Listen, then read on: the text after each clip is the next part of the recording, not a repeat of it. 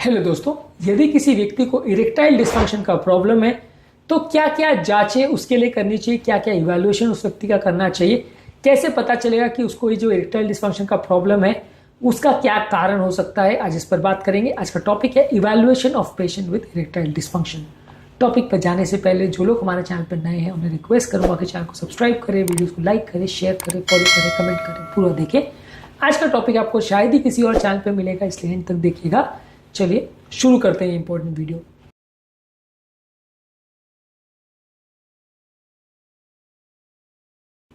सबसे पहले आप पेशेंट की हिस्ट्री लोगे कि इरेक्टाइल डिस्फंक्शन का प्रॉब्लम कब चालू हुआ, कितना ड्यूरेशन हो गया, क्या सिवियरिटी है, क्या पैटर्न है, सडन ऑनसेट हुआ या बार बार हो रहा है, रुक रुक के हो रहा है, हर रोज होता है, हर बार होता है, या किसी स्पेसिफिक सिचुएशन में हो रहा है, किसी स्पेसिफिक पार्टनर के साथ हो रहा है, कोई स्पेसिफिक एक्टिविटी के दौरान होता है, कोई स्पेसिफिक प्रॉब्लम की वजह से कम या ज्यादा हुआ है, कोई स्पेसिफिक घर पे इवेंट हुआ है जिसके बाद ये हो रहा है। ये सारी चीजें आप उसको पूछोगे। इसके अलावा आप पेशेंट से जानने का प्रयास करोगे कि ये क्वालिटी इरेक्शंस की उनकी कैसी होती है, इसके अलावा कितने ड्यूरेशन तक इरेक्शन होता है, क्या उनकी कोई और एक्स्ट्रा सेक्सुअल एक्टिविटीज है, क्या वो मैस्टरबेट करते हैं, क्या उनके रात को इरेक्शंस होते हैं कि नहीं, नॉक्टर्नल इरेक्शन जो स्पॉन्टेनियस कई बार होते हैं वो हो रहे हैं कि नहीं। ये सारी चीज़ों को आप जानने का प्रयास करोगे। ये सारी चीज़ें आपको कुछ इंपॉर्टेंट इन्फॉर्मेशन देगी जिससे आपको असेस करने में मदद मिलेगी किसी पर्टिकुलर व्यक्ति को कौन से तरह का प्रॉब्लम है और क्या ट्रीटमेंट करने की आवश्यकता है। इसके अलावा अगर पेशेंट की कोई मेडिकल हिस्ट्री है, जैसे उसको कोई क्रॉनिक डिजीज है, जैसे डायबिटीज, हाइपरटेंशन, कोलेस्ट्रॉल, डिस्लिपिडीमिया, किडनी का प्रॉब्लम, ब्रेन का प्रॉब्लम, ये सारी चीज़ें आप पूछोगे पेशेंट से। पेशेंट को कोई साइकोलॉजिकल प्रॉब्लम है जैसे depression, anxiety, stress, relationship problems, ये भी इन्फ्लुएंस करती है इरेक्टाइल प्रॉब्लम को, तो इसलिए आप उसको भी पूछना जरूरी है। पेशेंट की कोई सर्जिकल हिस्ट्री है, जैसे स्पाइनल कॉर्ड की कोई सर्जरी हुई है, पेल्विस की कोई सर्जरी हुई है या प्रोस्टेट की सर्जरी हुई है, तो उनको भी ज़्यादा हो सकता है, तो ये भी जानना आवश्यक है। इसके अलावा पेशेंट की कोई अगर मेडिसिन की हिस्ट्री है, जैसे एंटी डिप्रेशन मेडिसिन ले रहा है, एंटी हाइपरटेंसिव ले रहा है, सीडेटिव्स ले रहा है, तो वो इरेक्टाइल फंक्शन को कॉम्प्रोमाइज कर सकते हैं।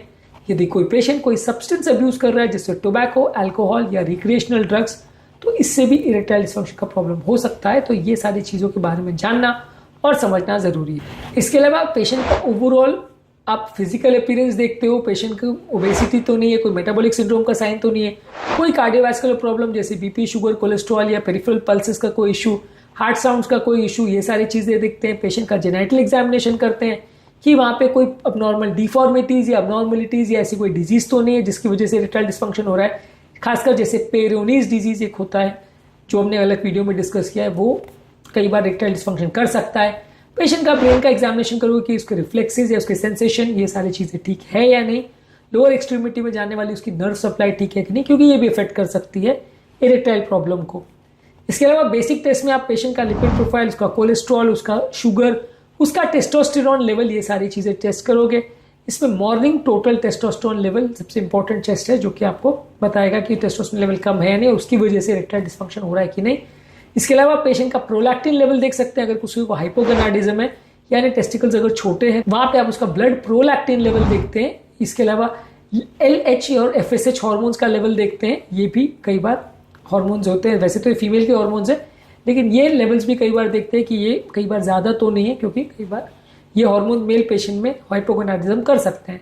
थायराइड फंक्शन टेस्ट करते हैं, प्रोस्टेट स्पेसिफिक एंटीजन टेस्ट करते हैं उम्रदराज पेशेंट में कि कोई कैंसर वगैरह जैसा प्रॉब्लम तो नहीं। इसके अलावा आप पेशेंट का साइकोलॉजिकल इवैल्यूएशन करते हैं, ये देखने के लिए कि कोई साइकोलॉजिकल प्रॉब्लम तो नहीं है। नॉक्टर्नल पेनाइल ट्यूमिसेंस टेस्ट या रिजिडिटी टेस्ट करते हैं, ये देखने के लिए कि ऑर्गेनिक है यानी बीमारी की वजह से इरेक्टाइल डिस्फंक्शन हुआ है या साइकोलॉजिकल प्रॉब्लम की वजह से हुआ है। पेनिस का डॉपलर टेस्ट करते हैं, ये देखने के लिए कि ब्लड वेसल्स ठीक है नहीं, उसमें कोई प्रॉब्लम तो नहीं है। इसके अलावा डायनामिक इन्फ्यूजन, कैवर्नोसोमेट्री या कैवर्नोसोग्राफी करते हैं यानी DICC टेस्ट करते हैं। ये पेनिस के जो ब्लड वेसल्स है उसका डिटेल इवैल्यूएशन होता है कॉम्प्लेक्स केसेस में, जहाँ पे सिंपल चीज़ों से पता नहीं चल रहा है, वहाँ पे ये बड़ा टेस्ट किया जाता है। ज़्यादातर ऑर्गेनिक कॉजेज में अगर किसी को नलियों का ब्लॉकेज है तो हो सकता है, ब्रेन का या स्पाइनल कॉर्ड का इंजुरी है, मल्टीपल स्क्लेरोसिस है तो ये प्रॉब्लम हो सकती है, हार्मोनल प्रॉब्लम में टेस्टोस्टेरोन की कमी है या हाइपरप्रोलैक्टिनीमिया है तो ये प्रॉब्लम आ सकती है। एनाटॉमिकल डिजीज जैसे पेरोनीज डिजीज में ऐसा हो सकता है। अगर किसी को साइकोलॉजिकल प्रॉब्लम्स है जैसे स्ट्रेस एंजाइटी, डिप्रेशन और परफॉर्मेंस एंजाइटी, तो ED का प्रॉब्लम हो सकता है। और कई लोगों में स्ट्रेस और एंजाइटी रिलेटेड भी हो सकता है, प्लस कोई ऑर्गेनिक कॉज हो ऐसा भी हो सकता है, दोनों साथ में हो ऐसा हो सकता है। ये सारे टेस्ट को करने के बाद हम पेशेंट को रिस्ट्रैटिफाई करते हैं कि उसको प्रॉब्लम क्या है, क्यों है, कितनी है, और उसके बेसिस पे आगे इवैल्यूएट और ट्रीटमेंट का प्लानिंग स्ट्रैटेजी डिसाइड होता है। जो आपको फाइंडिंग्स मिल रही है उसके हिसाब से आप पेशेंट का आगे ट्रीटमेंट प्लान करते हो, और इसके बेसिस पे पेशेंट का आगे क्या लाइफस्टाइल चेंज करना है, क्या दवा देनी है, क्या काउंसलिंग करना है, ये सारी चीज़ों को मैनेज किया जाता है बेस्ड ऑन द फैक्ट कि उसकी अभी तक की रिपोर्ट्स क्या है। तो आज के टॉपिक में हमने बात करी कि यदि किसी व्यक्ति को इरेक्टाइल डिसफंक्शन का प्रॉब्लम, तो ये साधारण प्रॉब्लम नहीं है, बहुत सारी चीज़ें उसकी हिस्ट्री में जानना और समझना जरूरी है, जो कि ये जानने में मदद करेगी कि उसको ये प्रॉब्लम क्यों है, कहाँ से है, और किस टाइप की प्रॉब्लम है, कितनी सीवियर प्रॉब्लम है, और कितना अग्रेसिव आपको ट्रीटमेंट करने की आवश्यकता है। इसके अलावा कौन कौन से टेस्ट इसके लिए करे जाते हैं, उनकी क्या वैल्यू है, ये सब भी हमने शॉर्ट में डिस्कस किया, और कौन कौन से ऑर्गेनिक और साइकोलॉजिकल कॉजेस होते हैं जिससे लोगों को ईडी का प्रॉब्लम हो सकता है, इसको भी डिस्कस किया। इरेक्टाइल डिसफंक्शन के कॉजेज, मैनेजमेंट, दवाइयाँ और बाकी इश्यूज पर हमने ऑलरेडी अलग अलग वीडियोस किए, इनको जरूर चेकआउट करें। टॉपिक एंड करने से पहले जो लोग हमारे चैनल पर नए हैं उन्हें रिक्वेस्ट करूँगा कि चैनल को सब्सक्राइब करें, वीडियोस को लाइक करें, शेयर करें, फॉलो करें, कमेंट करें, पूरा देखें।